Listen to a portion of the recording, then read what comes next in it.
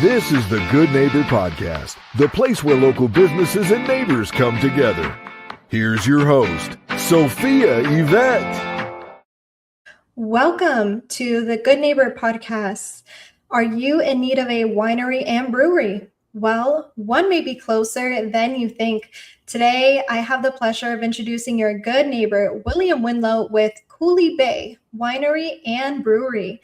William, it's so lovely having you on today. Now, we are so excited to learn more about you and your business.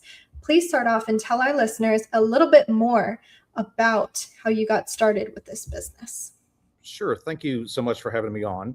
I've been a home enthusiast, beer brewer, cider maker, mead maker, and winemaker for almost 20 years.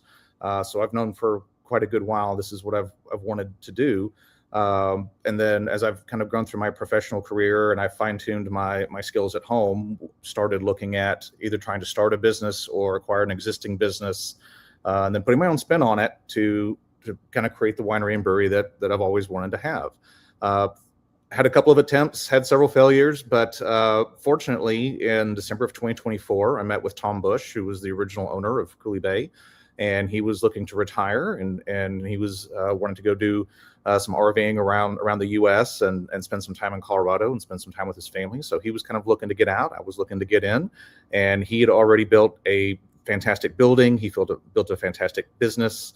Already had a great set of fruit wines and sweet wines that were already perfected.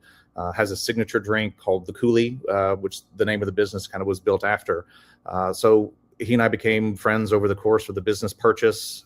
My wife and I purchased in December 2024. We took over in January 2025.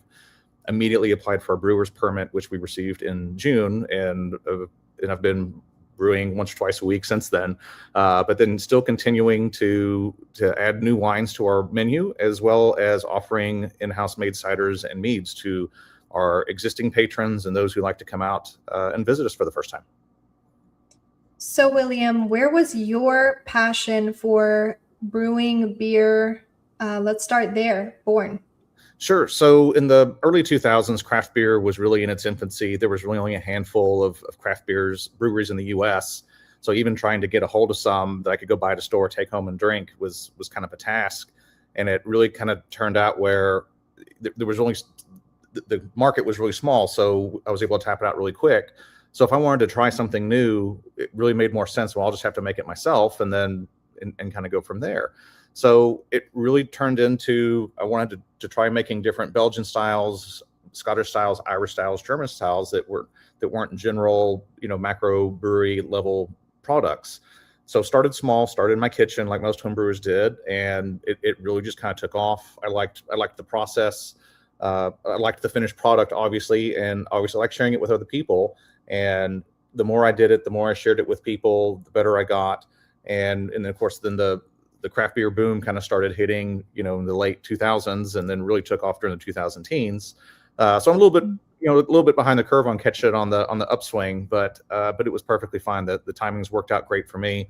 It's given me time to have a really nice, robust recipe, so that when we bought this business, I'm not learning on the fly. I've got 100 recipes that I've made dozens of times. So now I'm getting to do the things that I love. I'm getting to make new wines, make new ciders and meads, and trying to educate the people that come in and visit me so that they can kind of learn traditional styles, knowing, try to expand their beer drinking and wine drinking experiences by sticking with the traditions and trying to make a great product. So, William, thank you so much for that overview. Now, what is your favorite part of the process? So for me, it's kind of when a product is done, regardless whether beer, wine, cider, or mead, there's this part where we have to take a little sample and we do this test and we make sure that did we hit our marks? Are the numbers right? Does it taste the way we want it to taste? Does it smell the way we want it to smell? So all the work that we did that leads up to that point kind of comes to this one little moment. And I get this little half of an ounce of a little taster, and I smell it and I waft it and I sip it, and the experience of I hit the nail on the head. I did everything that I meant to do to a certain degree, and it came out the exact way that I wanted to turn out. Or I'm doing a repeat of something and I keep hitting that consistently. That's one of my favorite parts is not only being able to experience that, but then I can kind of go share it with some of my other staff and go, here's what I was aiming for. Here's what this is like now. You need to try it. And then if it's something they've never had before, they get excited about it. And then it's easy for us to turn around and sell it to our patrons. So I'm excited about it. My staff is excited about it. And then we get other people who come to visit us who get to try something new, and then they enjoy it. So William, speaking of who you want to share this with, that leads us into my next question here, which is going to be, who is your ideal clients? And today, how are you attracting them? So most of our clientele is roughly my age or a bit older. I'm in my mid to late 40s. We're my wife and I became empty nesters last year. So we do have a lot of people who come in and they're at that phase of their life. We do have people who've, they've retired, and this is kind of where they come to enjoy their evening.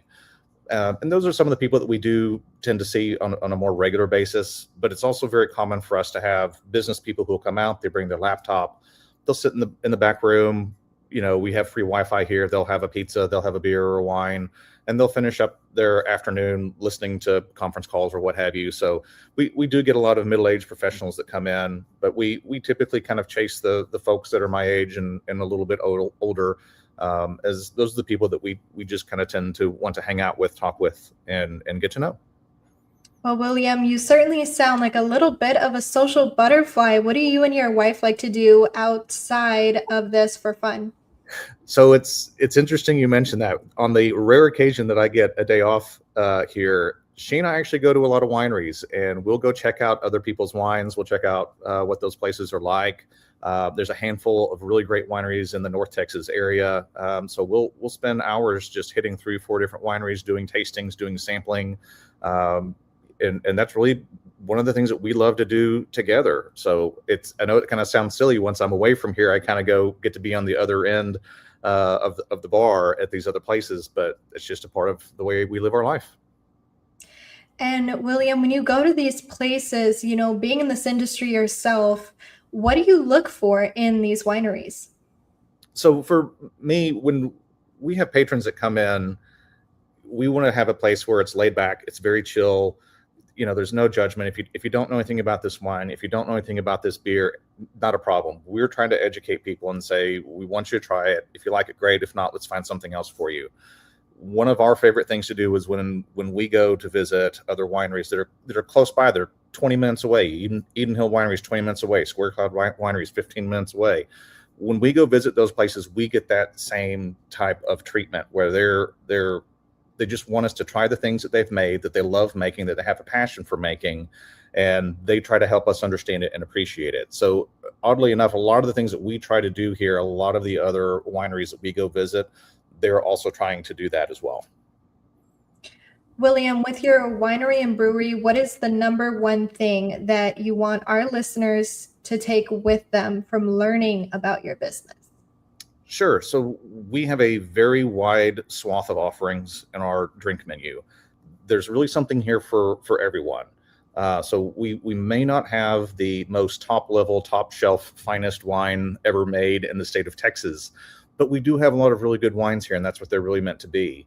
We have a lot of really good beers here, and that's what we're really trying to do, is finding something that a person's palate likes, letting them try something new, and kind of helping them along the way, going, this is kind of how this product came to be, either through the process, through the history, and then having a good little bite to eat on the side so that they can have a nice evening, a nice afternoon with family and with friends. I love that. Now, we've gone over some great information today, learned about you, your heart for this business. But what our listeners really want to know is, where can they go to learn more about Cooley Bay Winery and Brewery? Sure. So we're located in Van Alstyne. We're just right off of Highway 75. We're open Thursday through Saturday, 2 to 9, and on Sundays, 2 to 7. We have a patio that's dog friendly. So if you've got a little furry friend, bring them on out. We'll give them a bowl of water and some beer biscuits. And you can find us on Google Maps. You can find us on Apple Maps. You can also find us online and learn a bit more at CooleyBay.com. Well, William, I really appreciate you being on the show today. We wish you and your business the best moving forward. Well, thank you so much for having me. It's been fun. Thank you for listening to the Good Neighbor Podcast. To nominate your favorite local businesses to be featured on the show, go to gnpfrisco.com.